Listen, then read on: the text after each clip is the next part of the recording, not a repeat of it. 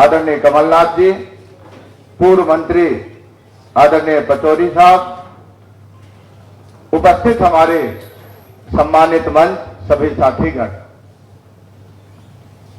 आज की दौर पर हम बिरसा मुंडा जी की शहादत को नमन करते हुए उनके उस विचारों को अंगीकृत करें और जिस उद्देश्य के लिए बिरसा मुंडा जी संघर्ष किए, उनकी पूर्ति के लिए आप और हम संकल्प लें कि बिरसा मुंडा जी के वो विचार जिसके लिए संघर्ष किए थे, उन विचारों को हम साकार करके कैसे दें, ये संकल्प लेने की हमारी आवश्यकता है।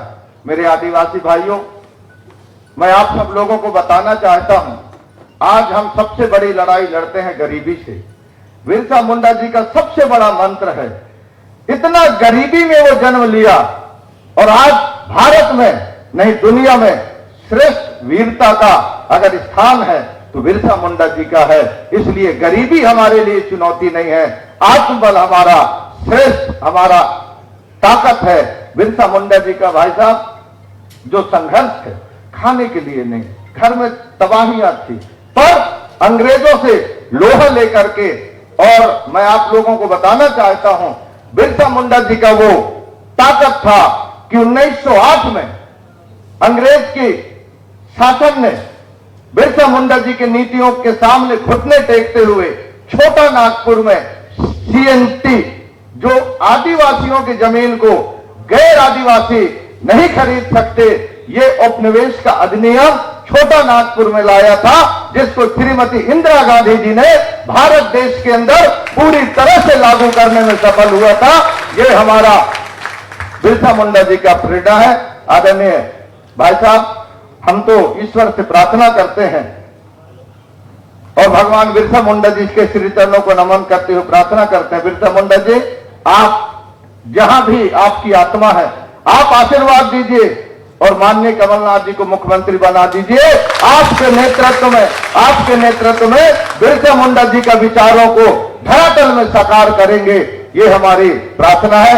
आप सबको पुनः बिरसा मुंडा जी के 122वें इस पुण्यतिथि पर सादर मैं सबको नमन करता हूं। धन्यवाद। यहाँ मंच पर बैठे हुए सब कांग्रेस के नेतागण, सबका नाम नहीं ले रहा, ओंकार, रामू, सभी यहाँ के साथियों, आज गौरव दिवस है। ये गौरव दिवस क्यों है? बिरसा मुंडा ने भगवान का रूप लिया, और अगर हम इतिहास देखें पूरे उनके जन्म से लेकर मृत्यु तक का, ऐसा एक नौजवान जिसने अपना जीवन समर्पित कर दिया, केवल अपने समाज के लिए नहीं पर गरीबों के लिए।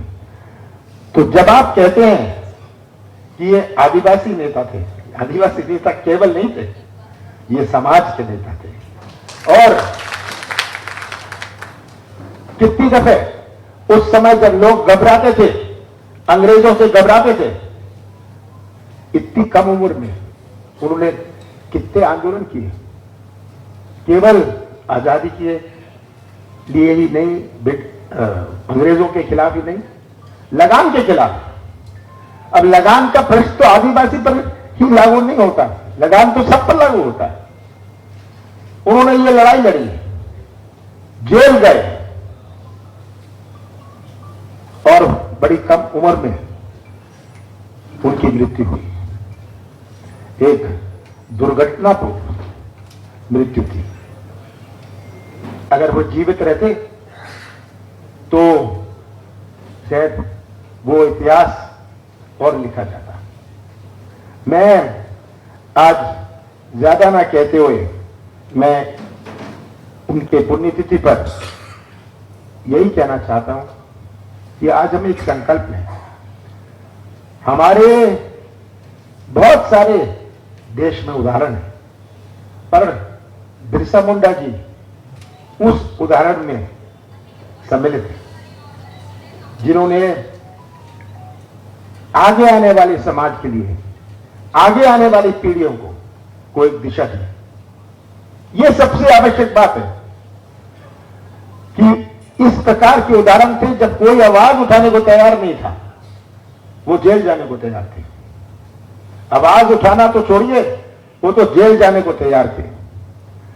तो आज उनके पुण्यतिथि पर हम संकल्प लें। आज जो अत्याचार हो रहा है, ये मैं नहीं कह रहा, ये तो पूरा रिकॉर्ड है।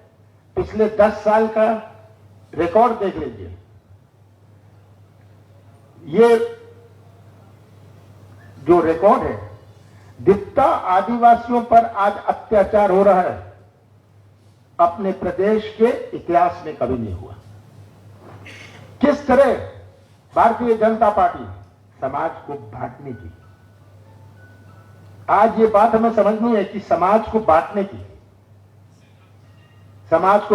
आदिवासी समाज हो, किसी को कहेंगे तुम कोरको की आवाज उठाओ, तुम कोल की आवाज उठाओ, तुम भील बिलाला की आवाज उठाओ, क्योंकि अगर आदिवासी एक हुए तो आवाज बहुत ऊंची होती है, बहुत सख्त होती है।